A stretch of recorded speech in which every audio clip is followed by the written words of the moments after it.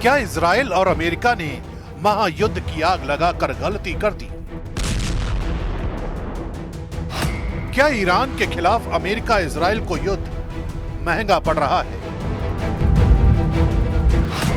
क्या Israel America ने Iran की ताकत का गलत आकलन किया? क्या ईरान अब दुश्मन के खिलाफ सीक्रेट वेपन का इस्तेमाल करेगा? Oh my God. Oh Jesus. जंग के मैदान से आ रही एक एक तस्वीर बता रही है कि हालात किस कदर भयानक हो चुके हैं। मिसाइलों की आग, ड्रोन के हमले और लगातार हो रही एयर स्ट्राइक ने पूरे इलाके को युद्ध के मैदान में बदल दिया है। इसी बीच ईरान की आर्मी यूनिट IRGC ने ऑपरेशन ट्रू प्रॉमिस 4 की 23वीं वेव शुरू करने का दावा किया है। ईरान का कहना है कि इस लहर में नई पीढ़ी की मिसाइलें और लंबी दूरी के ड्रोन इस्तेमाल किए गए। इन हमलों का निशाना इजराइल के सैन्य ठिकाने और क्षेत्र में मौजूद अमेरिकी बेस बताए जा रहे हैं। लगातार बढ़ते हमलों ने इस जंग को और खतरनाक बना दिया है और पूरी दुनिया की नजरें अब इस संघर्ष पर टिक गई हैं। ईरान का दावा है कि इस ताजा हमले में कई अहम सैन्य और रणनीतिक ठिकानों को निशाना बनाया गया। रिपोर्टों के मुताबिक इराक और जॉर्डन के पास मौजूद अमेरिकी रडार और एयर डिफेंस सिस्टम भी हमलों की जद में आए। कुछ रिपोर्ट में यह भी कहा गया है कि एक अमेरिकी terminal high altitude area defence system यानी थर्ड को निशाना बनाया गया। इसके अलावा इराक के एरबिल और बगदाद के आसपास भी ड्रोन एक्टिविटी देखी गई। यानी ऑपरेशन ट्रू प्रॉमिस 4 अब सिर्फ इजराइल तक सीमित नहीं रहा, बल्कि पूरे क्षेत्र में फैलता नजर आ रहा है। ईरान के इस ऑपरेशन का असर सिर्फ सैन्य ठिकानों तक सीमित नहीं दिख रहा। इराक के बसरा इलाके में ऊर्जा ढांचे और तेल से जुड़े ठिकानों के आसपास भी ड्रोन हमलों की खबरें सामने आ रही हैं।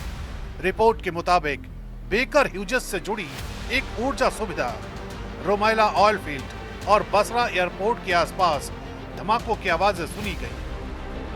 अगर ये दावे सही साबित होते हैं तो इसका मतलब है कि जंग अब सैन्य ठिकानों से निकलकर आर्थिक और ऊर्जा ढांचे तक पहुंच रही है।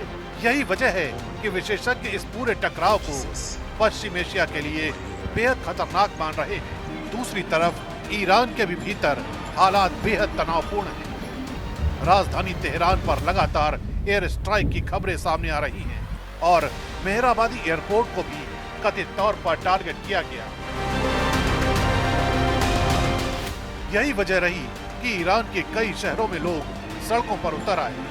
सब जेवर में हजारों लोग ईरानी झंडे लेकर प्रदर्शन करते दिखे और अमेरिका इजराइल के खिलाफ नारे लगाए। ये तस्वीरें बताती हैं कि जंग सिर्फ सैन्य मोर्चे पर नहीं, बल्कि मनोवैज्ञानिक और राजनीतिक मोर्चे पर भी लड़ी जा रही है। इसी बीच ईरान ने अंतर्राष्ट्रीय मंच पर भी अमेरिका और इजराइल के खिलाफ गंभीर आरोप लगाए कि अमेरिकी और इजरायली हमले अब सिर्फ सैन्य ठिकानों तक सीमित नहीं रहे, बल्कि ईरान के शहरों और नागरिक ढांचे को भी निशाना बनाया जा रहा है। उनका आरोप है कि घनी आबादी वाले इलाकों पर 2-2 हजार पाउंड तक के बम गिराए जा रहे हैं, जबकि दुनिया को बताया जा रहा है कि सिर्फ सैन्य ठिकानों पर कार्रवाई हो रही है।